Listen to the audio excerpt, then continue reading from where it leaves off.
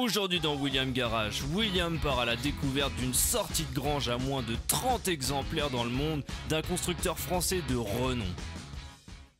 Passionné de l'auto depuis toujours, moi c'est William. Après plus de 20 ans de passion dans l'automobile, j'ai décidé de créer ma propre émission sur des projets fous dans le monde de l'automobile. On aura mes rêves de jeunesse à travers les Youngtimers, mais aussi vous verrez mon nouveau garage et allez découvrir l'ensemble des véhicules que l'on me confie pour cette nouvelle aventure.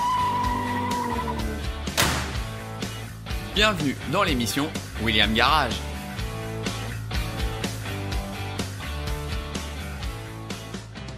On se retrouve ce soir pour un nouveau format un petit peu atypique. Il faut savoir que je reçois énormément de mails de mes abonnés.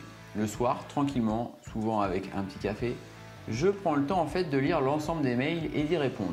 Mais là en fait, ce soir, j'ai un mail qui est réellement atypique d'un de mes abonnés. Bonsoir William, je suis abonné de longue date sur les réseaux et en fait, il va venir me proposer une voiture atypique en sortie de grange. Alors déjà, quand je vois la première photo, Alpine, ça a l'air sympathique comme tout. Deuxième photo, là aussi, en effet, alors là on la voit, en effet on ne peut pas mieux dire, elle est dans son jus, il me dit que ça fait plusieurs années qu'elle est là. On le constate quand je vois tout ce qui est dessus. Et en fait, j'ai une troisième photo. Alors là, voilà, ça c'est un petit peu plus atypique. Je vais être curieux de la voir. On est sur une Alpine. Là, je pense qu'elle est vraiment spécifique. Il me parle de pépite. Et ben, on va l'appeler. Ça va se passer en off. Et puis, je vous tiens informé. Mais je pense que ça, oui, ça m'intéresse. Ça peut être sympathique comme tout. Donc là, c'est parti. Je l'appelle en off. Donc là, ça sonne. Bientôt le retour. Et si jamais c'est validé, on se prépare quelque chose, je pense qu'il va être monstrueux. Et bah ça y est, je viens de raccrocher à l'instant. Donc en effet, ça a l'air monstrueux. Je suis vraiment pressé de venir découvrir ce véhicule. Pour une question qui peut se comprendre, il préfère rester anonyme par rapport à ce projet. Donc il vient en fait me confier une voiture qui est vraiment mythique et je pense que ça va promettre des choses mais fantastiques. Rendez-vous dans 15 jours pour aller récupérer la voiture.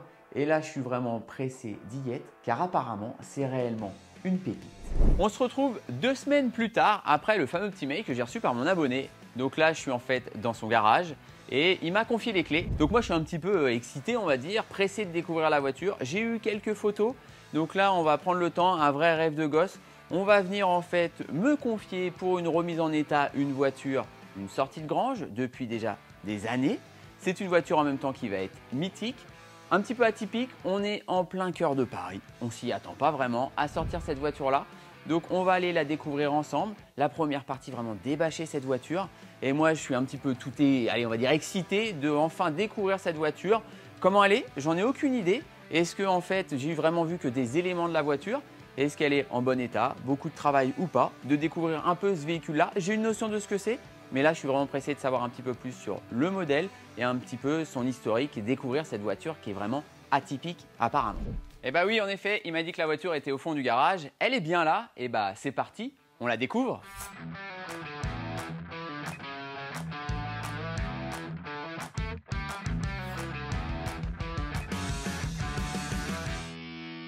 Donc, on va découvrir ensemble la voiture. J'ai une petite idée sur le modèle par rapport aux photos. Alors, j'ai la confirmation de mon idée. Je suis bien sur une Alpine. Il me dit que la voiture est vraiment atypique. On va continuer à la débâcher ensemble car je suis curieux de voir pourquoi il m'a dit qu'elle était vraiment atypique. Avant de pouvoir découvrir la face avant de cette voiture, il y a un petit peu plus de travail que ce que je m'attendais. Donc, je vais appeler un ami qui va venir me donner un coup de main pour qu'on puisse entièrement découvrir cette voiture et en même temps découvrir ses caractéristiques, sa face avant. Alors, c'est parti. On va prendre le temps de l'appeler de manière à caler ça. Ouais, je vous l'ai pas dit, il s'appelle Sylvain. Ouais, Sylvain, je vais t'envoyer une adresse et bah, je pense que tu vas voir, on a une petite pépite. J'ai besoin de toi pour la découvrir. Je t'envoie ça tout de suite en SMS et puis on se retrouve dans pas longtemps. Allez, ça marche, à tout de suite. Ouais. Là, au fond, viens au fond du garage, tu vas voir. Allez. Allez, quand même, voilà. Bonjour, je m'appelle Sylvain, je suis un ami à William, un grand fan de mécanique et je pense qu'on va se voir un petit peu plus souvent. Tu m'avais pas dit qu'il y avait autant de bazar sur cette voiture là? Et bah tu vois, il y a des gens, ils ont une Alpine, une petite sur leur étagère, et bah là, c'est une Alpine qui sert d'étagère. Et bah là c'est parti, on va se mettre au boulot. T'as pensé à tes petits gants? Bouge pas, regarde. Sur ton étagère, il y en a déjà une. Ouais, c'est vrai en plus. Allez, c'est parti. Yallah. Et bah maintenant c'est parti, débarrassage.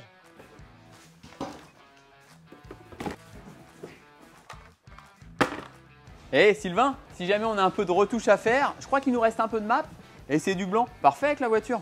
Ouais, parfait, excellent. Elle est équipée d'un système hydraulique ta voiture? Non, GPL.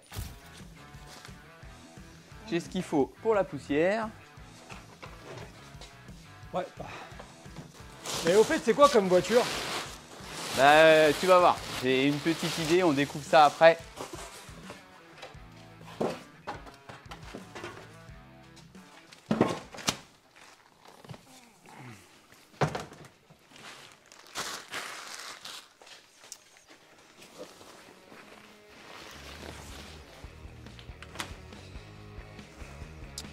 Ah, Dit comme ça, vite fait, regarde ce que je trouve.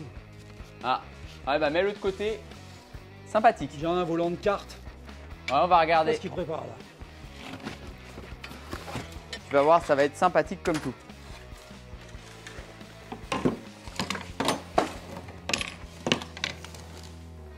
Je pense que dans le garage, on a les roues qui se promènent. Il m'a dit qu'elles étaient dans le garage. Donc on va s'occuper de les retrouver. Par contre, ça a l'air sympathique.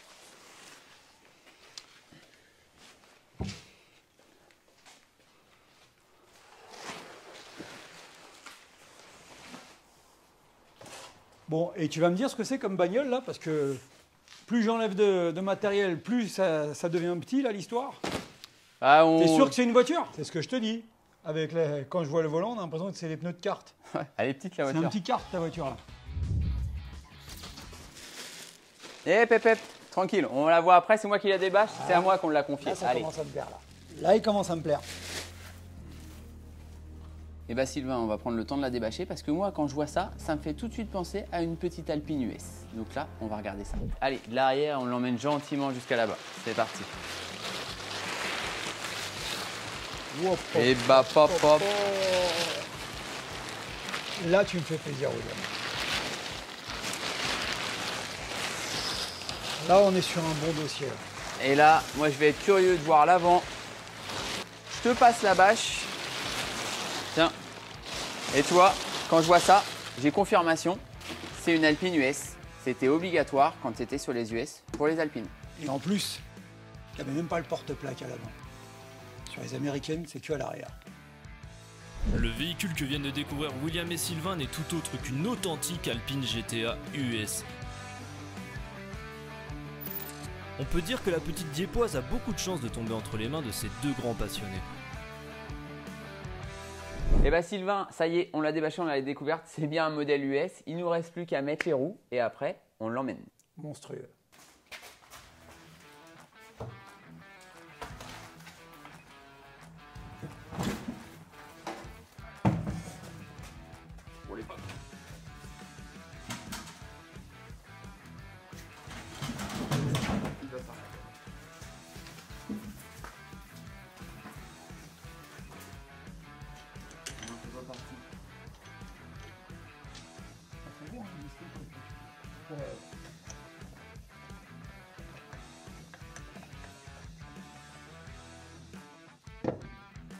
C'est quand même monstrueux ça.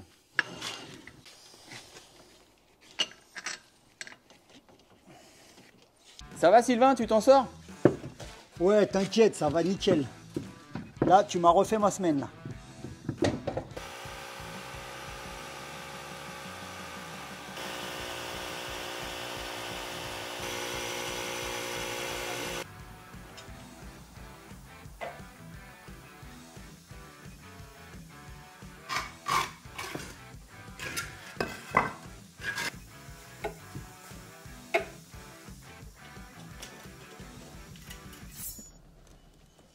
Braque encore un tout petit peu.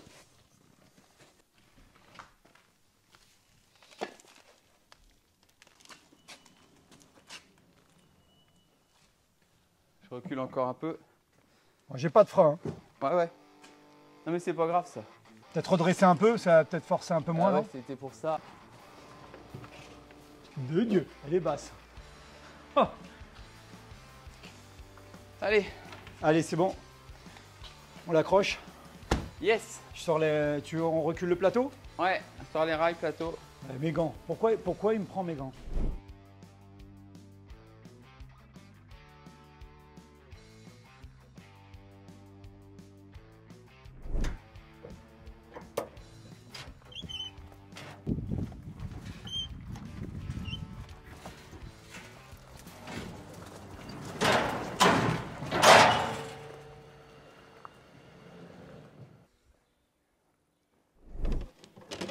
J'ai vu le câble ici. Tiens Will, tourne-moi le volant, ça plaît complètement à gauche. Tu veux faire quoi du coup? Ouais, je vais voir si j'avais du mou dans le câble. Ah non, il y a un relais masse. Attends, ouais. Masse. Fabriqué en France. Renault, made in France. Ça, c'est la pépite déjà. Ouais, un petit test. Et ben on a du courant. Ça marche. Bon, allez, on range la bête, on la met en place et au moins, on a déjà que des bonnes nouvelles.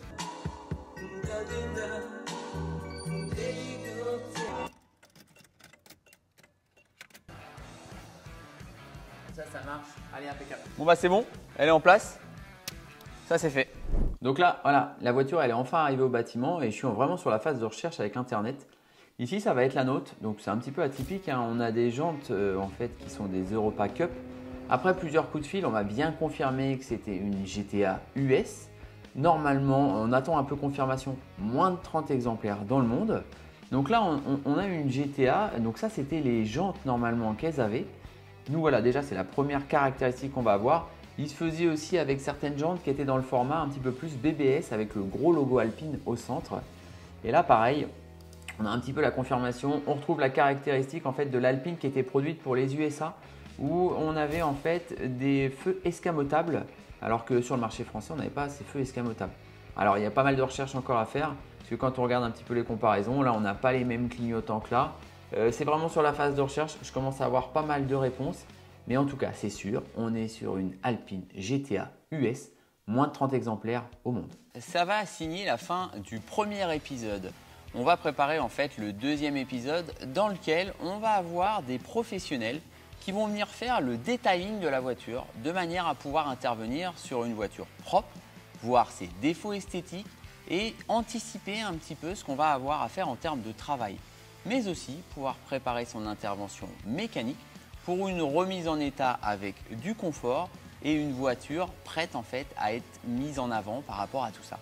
Je vous donne rendez-vous du coup sur le deuxième épisode où là ce sera le detailing complet de la voiture par des professionnels et je vous dis à très bientôt.